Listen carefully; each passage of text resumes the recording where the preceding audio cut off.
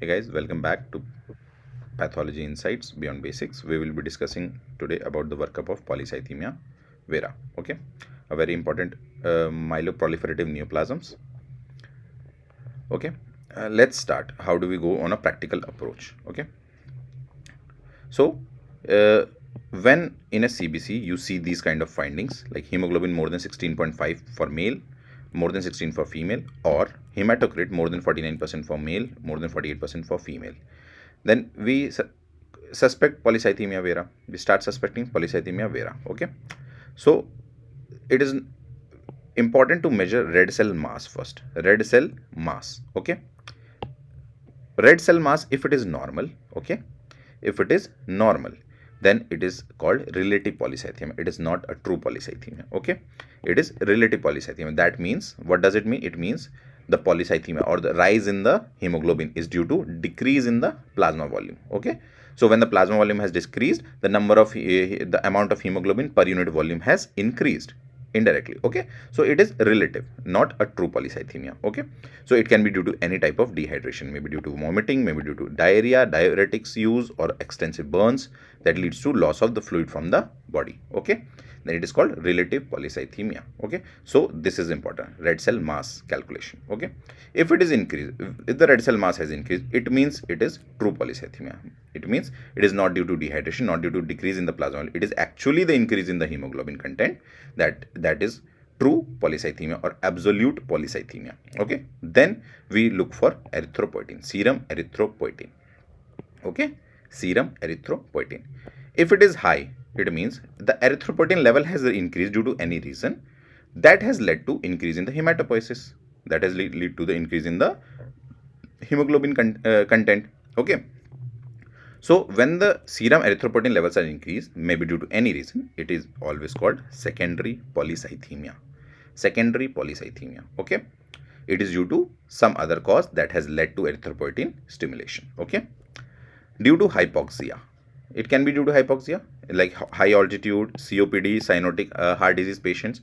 Okay, these basically the hypoxia we already know. Indirectly, what does it do? Increases the induces the secretion of erythropoietin.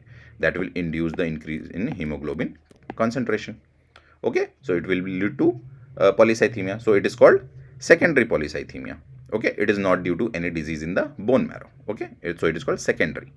Take. Another cause is directly increase in the erythropoietin. Some diseases cause direct increase in the erythropoietin, like some renal cell cancers, some hepatocellular carcinomas. They lead to increase in they increase the erythropoietin levels.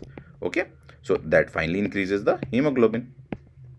Okay, so these cases are called secondary polycythemia, that is increase in erythropoietin levels that lead to the increase in the hemoglobin, production of hemoglobin, and hence the increased hemoglobin concentration. When it is normal, what is normal? Erythropoietin levels are normal. It means when the hemoglobin content is increased. Okay, let's see from here. When the hemoglobin content is increased, when the red cell mass is increased, and when the serum erythropoietin levels are subnormal or low. Okay, so 1, 2, and 3, these things. Okay, hemoglobin levels raised to these values, red cell mass increased, serum erythropoietin level low or subnormal, then we suspect polycythemia vera. Okay, then we suspect polycythemia vera. Then what we should see? We should see the most common mutation seen in polycythemia vera, that is asked every time whenever this topic comes: JAK2 V617F mutation. Okay, JAK2 V617F mutation. It is the most common mutation seen in polycythemia vera. If it is present, then look for the bone marrow biopsy findings, and both together you can diagnose it as polycythemia vera. Okay, if this most common mutation is absent, then you look for the second most common mutation. These mutations are also present in polycythemia vera patients, but not as common as V617F mutation. Okay, the JAK2 exon 12 mutation. These two mutations you should always remember. They will be always asked. Okay, if this mutation is present, look for the bone marrow biopsy finding and confirm it to be a case of polycythemia vera. Okay, If this mutation is also absent, the most common mutation is absent, the less common mutation is absent, both are absent, then also you look for the bone marrow. So finally, you have to look for the bone marrow biopsy always. Okay, bone marrow biopsy, if the findings suggest you polycythemia vera, okay, then you call it polycythemia vera. Okay, if they do not suggest polycythemia, then it is not a case of polycythemia vera. Look for any other causes that can lead to polycythemia. Okay, so what do we see here?